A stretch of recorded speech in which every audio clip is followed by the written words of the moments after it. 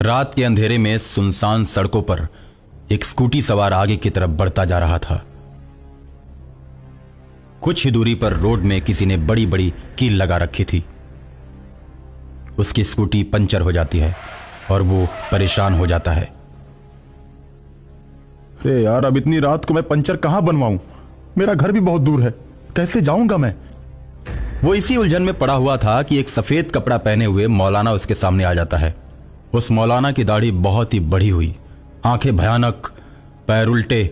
Scooty पर सवार मुकेश उसे देखकर डर जाता है। उसने बचपन में सुना था कि भूतों के पांव उल्टे होते हैं और खासकर जो जिन्न होते हैं उनकी दाढ़ी बढ़ी हुई होती है। और उस मौलाना में मुकेश को जिन्न नजर आया। क्या मदद कर सकता हूं मैं तुम्हारी? आप मेरी मदद कर सकते हो? मैं क्या मदद कर सकता हूं आपकी? मैं तो पंचर बनाने वाला हूं। मैं आपकी गाड़ी का पंचर बना दूंगा, क्योंकि कुछ ही दूरी पर मेरी दुकान है, लेकिन पैसे दुगने लगेंगे। रात को दुगने पैसे लेता हूं मैं। ठीक है, इतनी रात को पंचर बनाना कहाँ आसान काम है। मैं तो तुम्हें दुगने नहीं, दुगने से भी ज्यादा पैसे दूंगा। बस तुम मेरी स्कूटी का पंचर बना दो।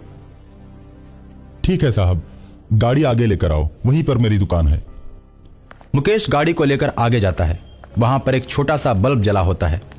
वहां अपनी स्कूटी को लेकर पहुंचता है। जिन्नात उसकी स्कूटी का पंचर बनाता है। ये लो साहब, तुम्हारी गाड़ी ठीक हो गई। अब जब भी आना मेरे ही पास आना। मैं पंचर बनाने के साथ साथ ही गाड़ी का मैकेनिक भी हूं। मुकेश पंचर बनवा कर चल देता है। जिन्न खुश हो जाता है और अगली गाड़ी का इंतजार करने लगता है। रास्ते में कील गड़ी होने के कारण सभी गाड़ियां पंचर हो जाती हैं और वो उनका पंचर बनाकर ऐसे ही पैसे कमाता रहता है। और एक दिन एक पुलिस की गाड़ी गश्त लगाती हुई उस रास्ते पर से आती है और पंचर हो जाती है। पुलिस पंचर बनाने वाले के पास जाती है। यार, कल ही मैंने नया ट्यूब लगवाया था, वो भी अच्छी कंपनी का। इतनी जल्दी पंचर कैसे हो गया? सोचने वाली बात है। साहब, रोड पर नुकीले नुकीले पत्थर हैं, अक्सर टायरों में घुस जाते हैं और गाड़ी पंचर हो जाती है। तब तो तेरी दुकान खूब चलती होगी। हाँ हाँ साहब, चलती तो है। पंचर बनाने वाला गाड़ी का पंचर बना तो देता है, लेकिन उसकी हवा भरने वाली मशीन खराब हो जाती है। हवा भरने वाली मशीन खराब होते ही पुलिस वाले कहते हैं, अब इसमें हवा कैसे भर पाओगे और हम लोग फिर कैसे जाएंगे? जिन्न अपना मुंह टायर के पास ले जाता है और मुंह से ही हवा भर देता है, जिसे देखकर पुलिस वाले आश्चर्य में पड़ जाते हैं। पहली बार मैंने ऐसा कारीगर देखा जो मुंह से फूंक कर गाड़ी में हवा भर दे।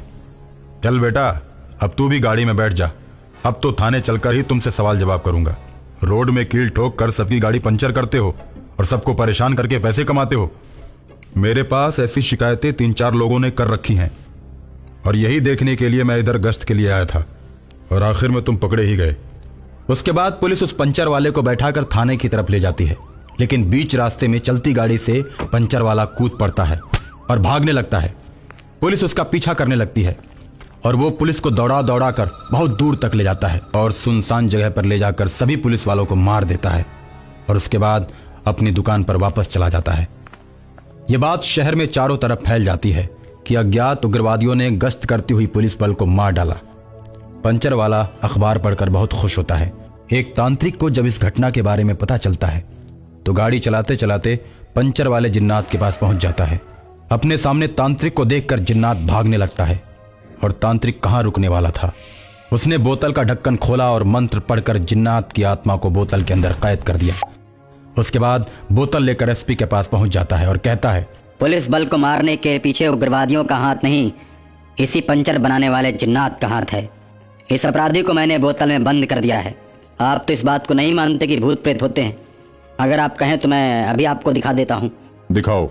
सही बात हुई तो तुम्हें पुरस्कृत किया जाएगा और अगर गलत बोलकर भ्रम फैलाया तो दंडित भी किया जाएगा। एसपी की बात सुनते ही तांत्रिक बोतल का ढक्कन खोल देता है। बोतल से धुआं निकलता है। जिन्नात प्रकट हो जाता है।